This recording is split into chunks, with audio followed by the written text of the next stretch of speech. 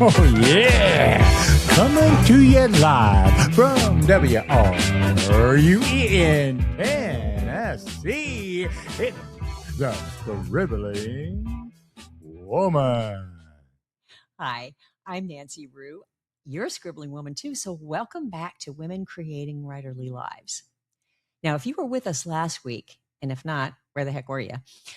We're focusing right now on the craft of writing and how the writerly lives that we've built tend to support that kind of artistry. And we started with the through line of a piece, which basically adds another brush to that large canvas that encompasses all your work. Now, the canvas itself may be, as in my case, a portrait of authenticity. The through line of a particular story or narrative nonfiction might be anything that adds to that portrait. Maybe it's confidence or freedom or sanity. Today, we're going to look at how that through line can play itself out in the inner life of your protagonist, or in the case of nonfiction, your reader. And as always, no matter where you fall on that creative process spectrum between intuitive and intentional, I'll point out how this process can work for you. It's not just for intentional writers. And it bears repeating.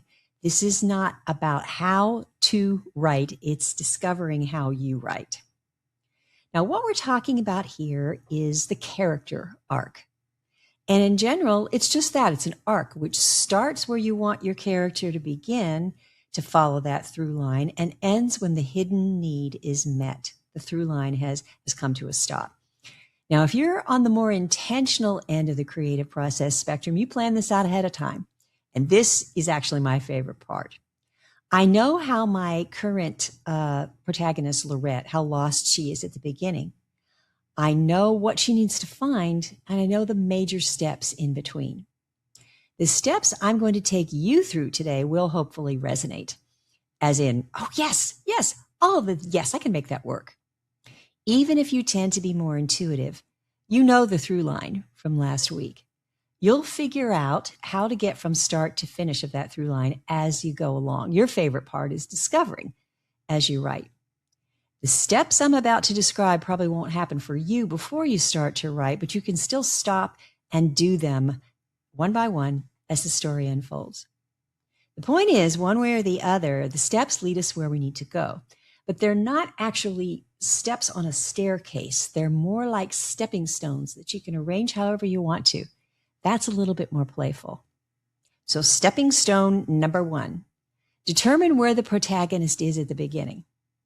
Now, going back to last week, the through line is based on a question that you're exploring about your basic word. So mine was sanity. And my question is, what if something comes into your life that is so crazy, it renders all of your ordinary means of staying sane completely useless? That means then at the beginning of the story, Lorette, my protagonist, is using her usual ways of staying sane, or at least she thinks so. If your word was conviction, which is one of the ones we used last week, and your question was, what if my conviction is crumbling all around me? At the beginning, your protagonist, who could be Susie Schmo or Harold P. Schwartz, probably has a wall of conviction so high they can't see over it. Intentional and intuitive writers can start here.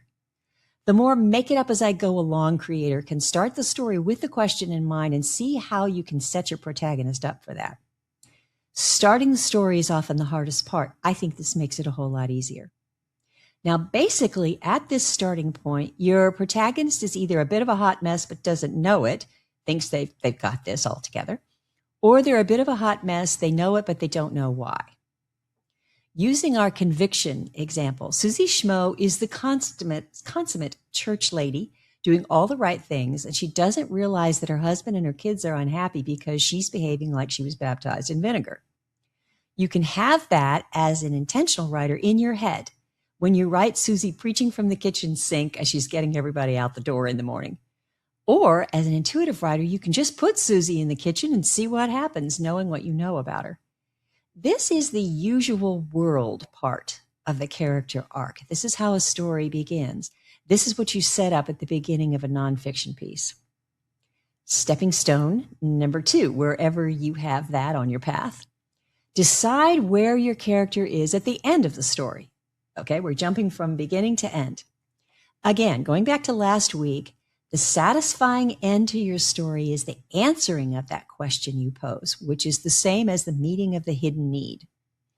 The answer to my question was, you have no choice but to discover your true sanity, even if it seems crazy to other people and for a time to you. So if at the beginning of the story, Lorette is employing her usual means of trying to stay sane, then at the end, she looks crazy to some people, but she's authentically sane.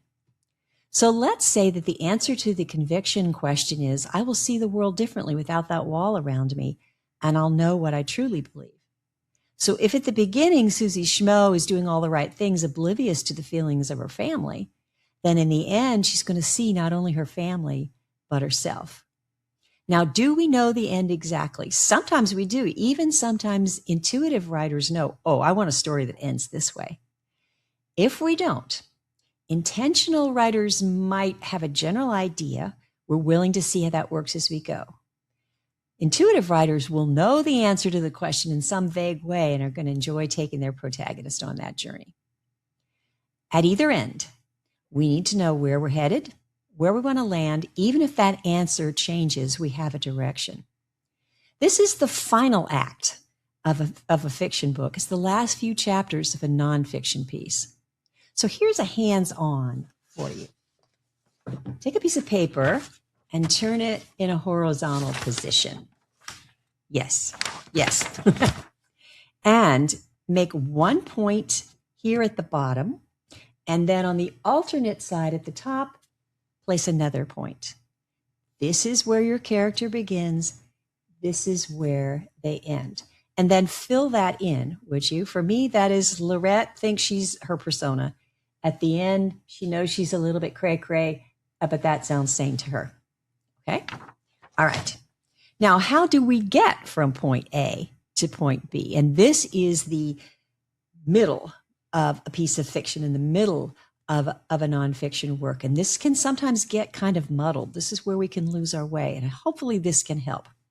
Because stepping stone number 3 is find some clarity about turning points. The point where suddenly something is a little bit different. Now, unless you're writing a story in which the protagonist keeps making the same mistakes over and over again, sometimes making worse ones until suddenly at the end they get it and the story's over. I find that kind of piece infuriating, but unless we're doing that, we need to provide the character with some baby steps along the way, small successes, even if there's some temporary backward movement. These are the places where they get a piece of the answer, but not the whole thing in one full blow. Now, I'm going to give you a few of the 6 turning points that I've mapped out for Lorette because I'm an intentional writer. So, turning point number 1, she goes from believing her persona to recognizing that deep within she is not her persona, but that seems crazy, so she kind of stuffs it away. Turning point number 2, she goes from continuing to totally protect herself with that persona to at least being honest with herself when she's alone. It feels crazy, but at least nobody else knows. Turning point number 3, she admits she's struggling. She allows herself to be real with a few trusted friends, and it seems insane at first, but they respect her. There are a few more turning points until she realizes none of her old attempts at sanity work. She finds one that does. She looks crazy to other people, but she realizes she's actually more sane than they are.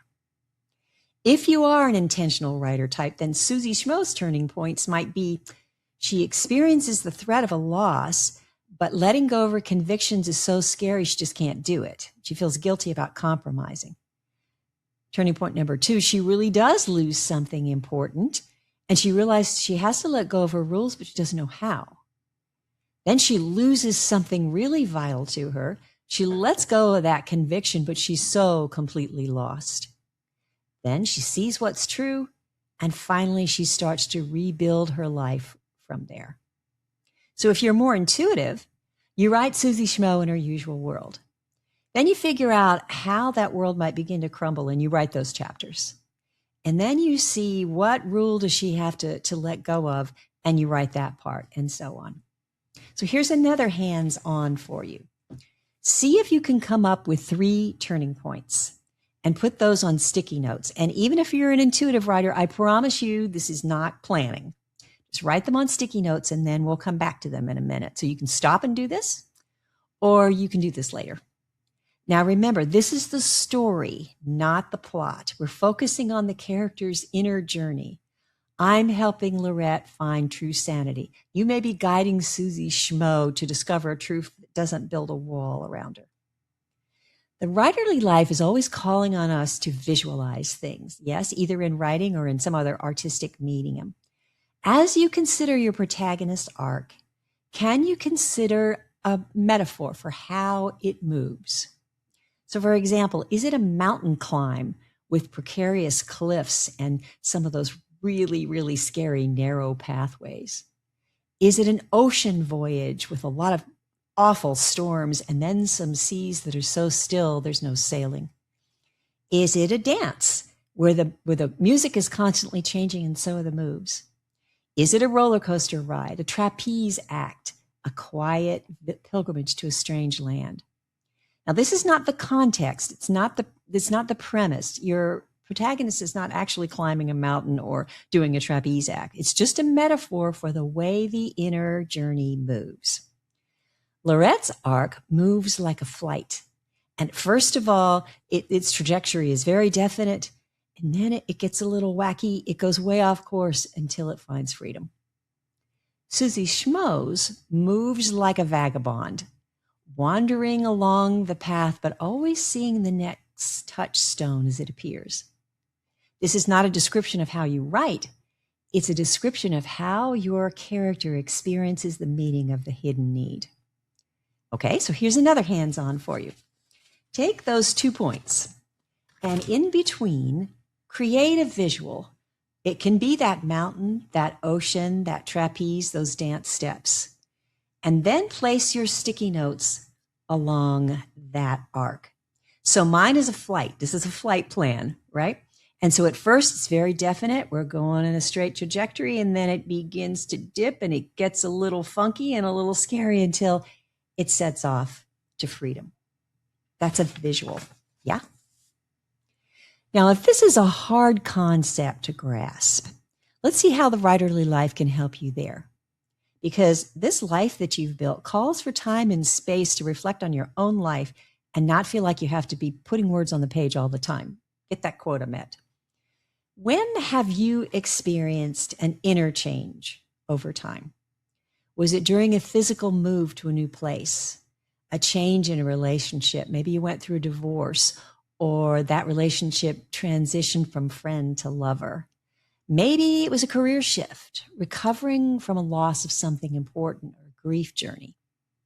Do some free writing about the gradual transformation, how gradual it actually was, even if you recall just suddenly going, wait, I'm different. This is different. Looking back, what were the subtle shifts that took you there?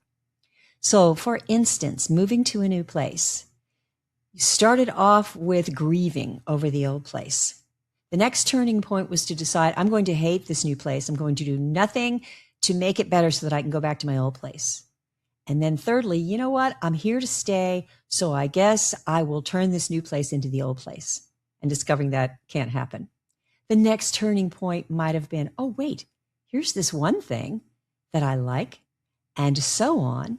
Another turning point might be going back to the old place and realizing you don't belong there anymore, until the final turning point is realizing this is home. Now, for fictional characters, of course, the arc is more deliberate, right, than it typically is in real life, but it still reflects the way that we ourselves change. A writerly life that's authentic to you, that's intentional, that understands, again, that writing isn't just about putting words on the page. That life will support your creation of a character arc. So take your time with it. Dream all the possibilities. Be willing to look at it one way and then another before you land on something. Remember that this is all writing. This is all the creative process. And know that this is the true heart of your story. Now, next time, we're going to explore how the plot follows the arc in action. We're going to have some really fun with that. But for now, Stay focused on the inner journey, not just your protagonist's, but your own. And may all your turning points lead you in the right direction. Until next time, Scribblies, scribble on.